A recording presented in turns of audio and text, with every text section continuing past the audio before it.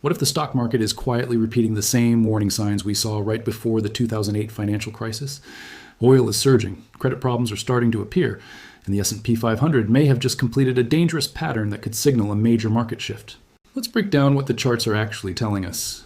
Right now, when you zoom out on the S&P 500 chart, something very interesting appears.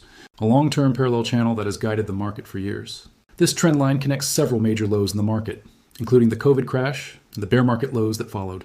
When you extend that structure upward, the upper parallel line perfectly aligns with the recent market highs. And that matters. Because when markets reach the top of these long-term channels, they often begin forming what technical analysts call a rounded top. A rounded top is important because it usually represents distribution.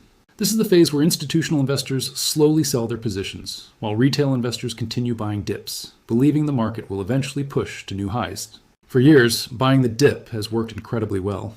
But eventually, institutional selling becomes too strong, retail buying power runs out.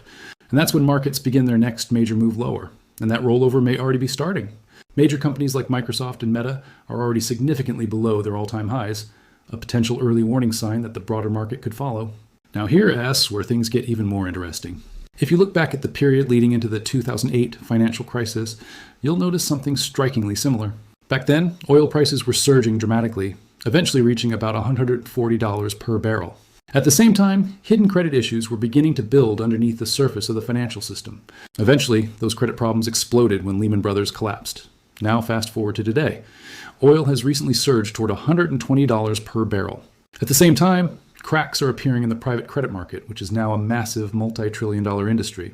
Some funds are already limiting withdrawals because investors are rushing to pull money out. Major banks are even warning they could face billions in potential losses if private credit defaults accelerate.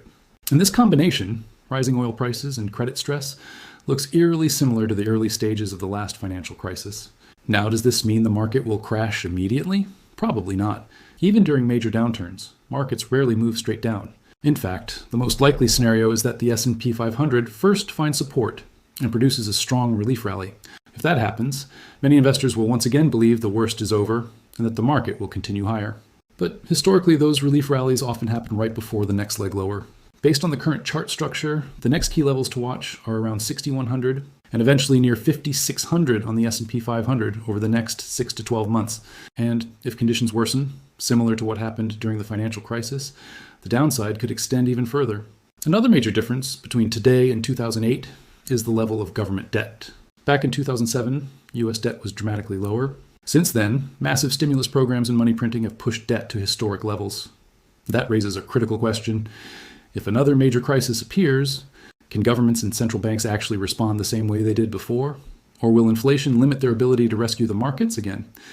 If that happens, we could be entering a much longer market cycle, similar to what Japan experienced after its massive market bubble in the late 1980s. In that scenario, the simple strategy of blindly buying index funds and expecting easy gains might not work the same way it did for the past decade. The key takeaway here is this: the market may not collapse overnight, but the warning signs are beginning to appear. Rising oil prices, growing credit stress, and technical patterns suggesting the long bull market may be reaching its final stage. The next few months could be extremely important for investors. If you want to stay ahead of what's happening in the markets, especially with gold, silver, and the global financial system, make sure you subscribe and turn on notifications. Because in times like these, understanding the big picture could make all the difference.